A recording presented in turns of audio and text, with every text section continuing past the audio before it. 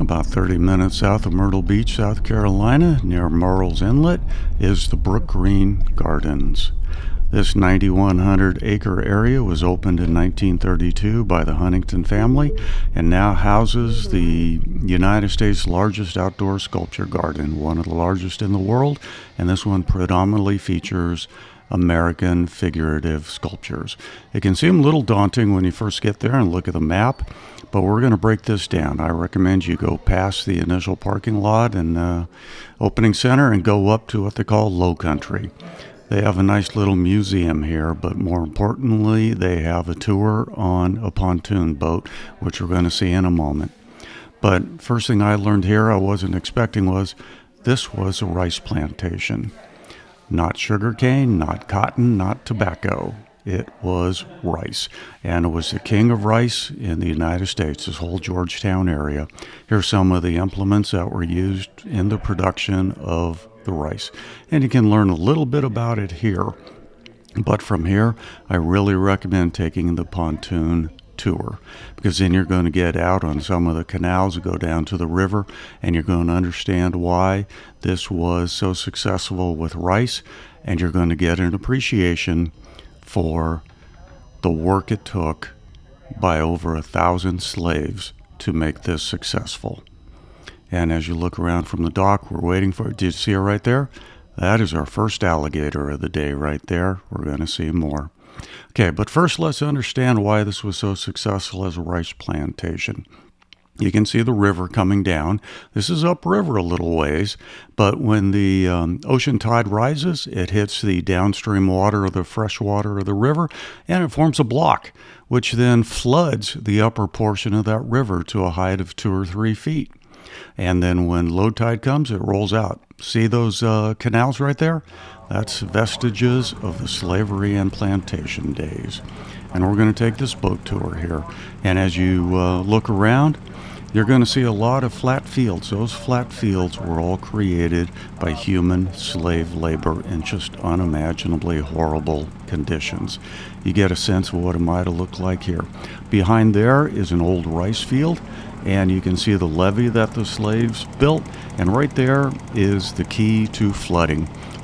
When the tide comes in, the fresh water backs up, you open up that gate, and you can flood that field on the other side. Close the gate, and the flooding will stay there for however long for the best use of the rice. There's a couple of yellow-bellied turtles. So going along, you can start to see some of the cypress. Oh, don't forget the alligators. Hey, you know what? There were alligators here, but there were also 6 types of poisonous snakes, making this a very deadly area to work between the alligators, the snakes, the weather, malaria, and just other conditions. This was a horrible place to work. It took about 7 to 10 years to clear an area to create a rice field like you see here. And during that time, the lifespan of the slaves working to make that happen was about 3 to 5 years. There's still a lot of the African heritage here in the South Carolina area. Now here's the Low Country Trail. That is right outside the Low Country Museum, and this was a winner of the South Carolina Heritage Tourism Award. And you can see the connection between the African slaves here and this area. It turns out that they were experts at cultivating rice in Africa, and they are the reasons why this was a successful rice plantation. Horrible reason why, but they were very good at it. There is one of the fields. It's not covered in rice now. It's covered in reeds, but they burn it every once in a while so you can see what one of the rice fields had looked like, with the dikes around it and the canals used for flooding, and not only that, but transportation. You can see the outline of the slave village. There's not much left of it now. And they go into some of the lifestyle of the slaves here. But if you've ever spent any time in the swamps, I think you can appreciate just the horrible conditions here. At the end of the trail, you get into a zoo area.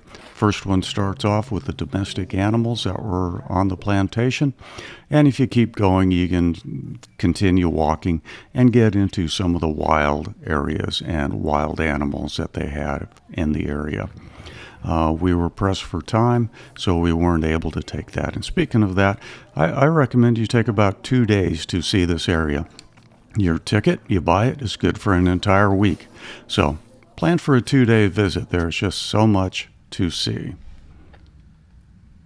Here is one of the bald cypress trees that was cut down by slaves, and it is 17 feet long and weighs about 6 tons. 48,000 acres were granted in 1711 to begin a plantation here. And it yielded 3.9 million pounds of rice. It was also home to the largest number of slaves of any plantation in the United States in 1860. But moving on from that, in the 1930 or so, the Huntington family bought it, primarily so that the wife could come down. She had tuberculosis, needed to get into a warmer climate than New York, so they bought it. But quickly, she had bigger plans for it. She was one of the nation's leading sculptors, and she turned this into a sculptor park. And then eventually it became more than just her and her sister's sculptures. It became the largest sculpture garden in the United States, featuring American Figurative Sculptures. And it truly is an amazing place to visit and see. They have a couple of restaurants there. Well, one real restaurant, a snack shop up in the low country, and then a place where you can get wraps and sandwiches that you saw earlier at the beginning of this sculpture garden visit, down in the sculpture garden itself. And it really, truly is beautiful. See these horses? Yeah, they are pretty. Now let's go down here and take a look at it. John Borglum. Yep. 23 years after that, he would go on to carve Mount Rushmore. Beautiful area, beautiful sculptures.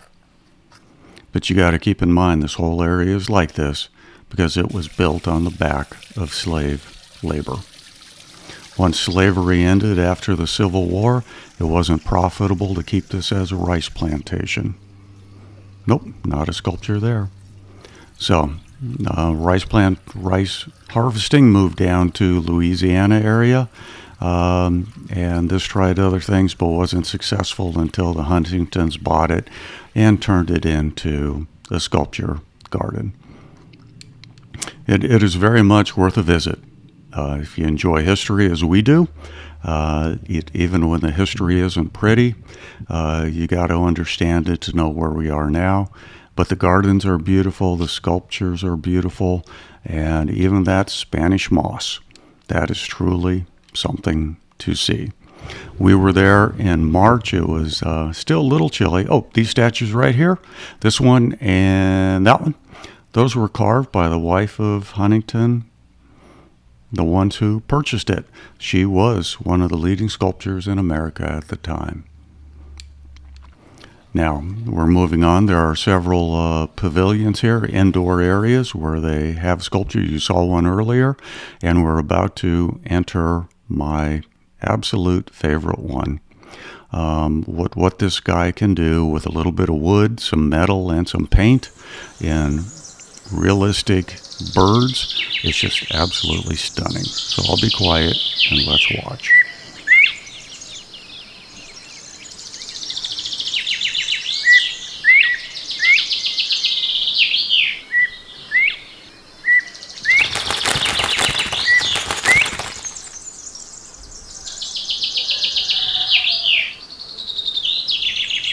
Yep, that is all hand-carved wood and paint.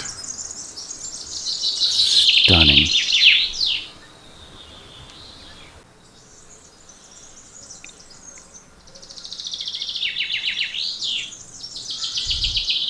Granger McCoy. He is the artist of these pieces.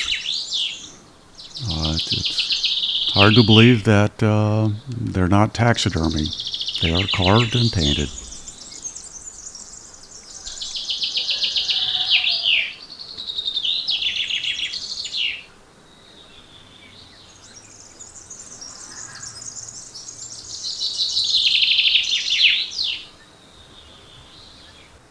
It's a treat to see. Even if you're not into recreations of Roman and Greek statues, perhaps, maybe you're an outdoors guy like me, come here just to see this. Stunning. But I do recommend you come down, plan to have 2 days to visit so you don't get too tired out and start just skipping things. Maybe bring a picnic lunch and, enjoy your time down here. But this gallery is specifically to these two folks and Granger McCoy. Stunning. And then you get into a few more whimsical sculptures outside. Beautiful area. Hey, I'm from the West, living in Maryland now, so that Spanish moss always intrigues me. Just like this young lady playing a flute on top of a sunflower. All right, well, that's pretty much going to wrap it up for us. We didn't get to see everything. We only had one day. Next time we go back, maybe we'll spend both days. But here's a recap of it, and you can see there's still quite a bit to see. And if you go up north, past Low Country, you can start getting into more walkways and more native animal habitat. Well, hope you enjoyed that. Thanks for watching, and as always, I am enjoying retirement.